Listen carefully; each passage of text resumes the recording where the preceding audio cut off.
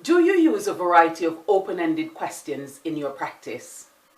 Is it your experience that you need to modify these for some learners in order to make learning conversations more meaningful? Or do you use a variety of close-ended questions in your practice? And do you find that you need to expand on these to increase critical thinking levels in your classroom? How do you overcome these hurdles and still provide quality learning conversations in your classroom? How do you assess the progress students are making and areas for development? Let's explore some questioning cues that is beneficial in enhancing your learning conversations and meeting the needs of all your learners.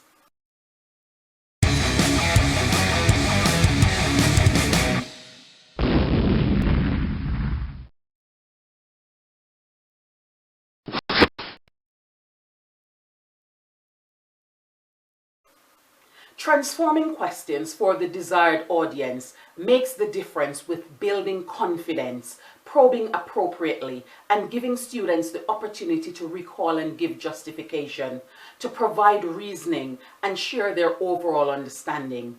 There are slight tweaks that are required to change a learning conversation from monosyllabic or definitive responses to really understanding students' thinking and unpacking what they have learned prior and from the current learning interaction. With some strategic wording, pre-planned closed questions can be transformed to more prolific open-ended style questions, and pre-planned open-ended questions can be transformed into more precise probing closed-ended questions. It is up to teachers to assess the appropriateness of each and utilize them for the benefit of individual students in a collective learning environment.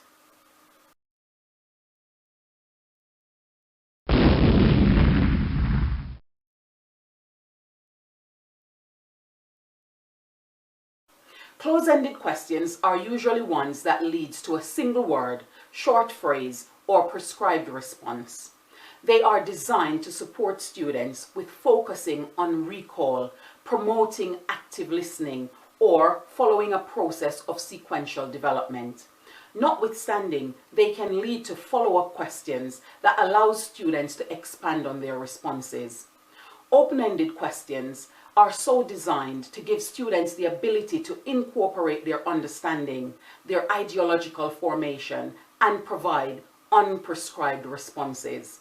Nevertheless, these questions can lead to close-ended questions that assess the responses more carefully. Both styles of questioning can be expertly followed up with open-ended questions to continue inquiry in students' ideological formation and conceptualizations of the teaching objectives, or closed-ended questions to probe for misconceptions and genuine understanding of learning.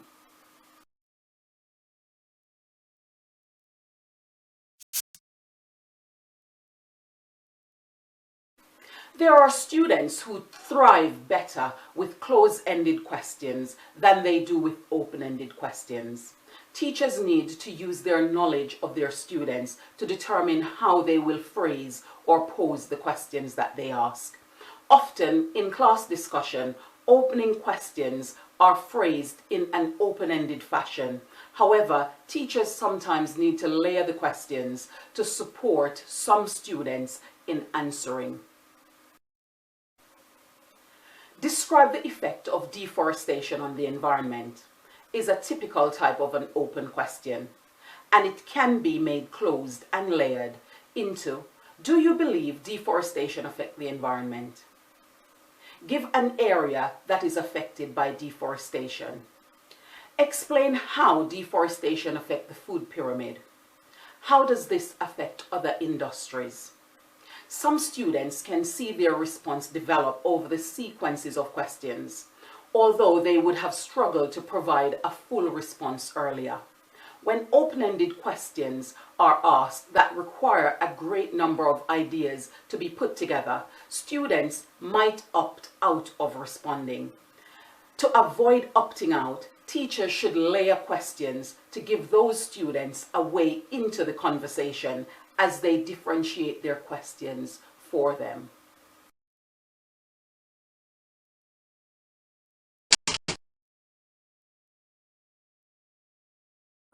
Close-ended questions can limit students sharing their personal interpretation of their learning.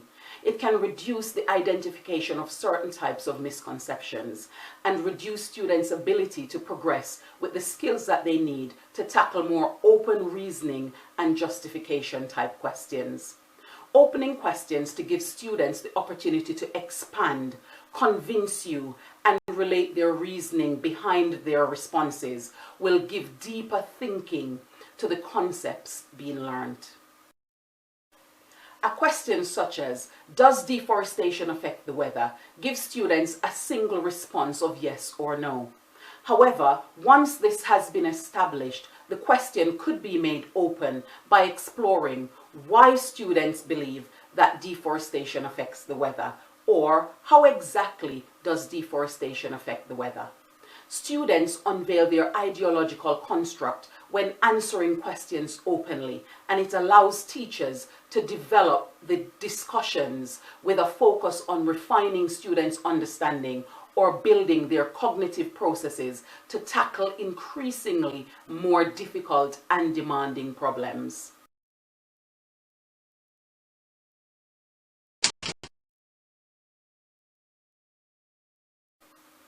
Questioning is an excellent means of discovering students' understanding. It allows for the exploration of their ideologies, unearthing misconceptions, and encouraging students to talk further about learning. It promotes the sharing of ideas between learning peers and reinforces conceptualization and advances progress. When teachers use open and closed questions artfully in promoting learning conversations, they are not just brushing the surface of learning, but also pushing deeper into students' cognition of their learning concepts. It unveils the how, the why, and pushes the application of these concepts that they have learned. Additionally, questioning guides students to explore how they can use these concepts to create new ideologies and blend old and new ideas to advance their understanding and application of the knowledge in that subject as well as cross-curricular.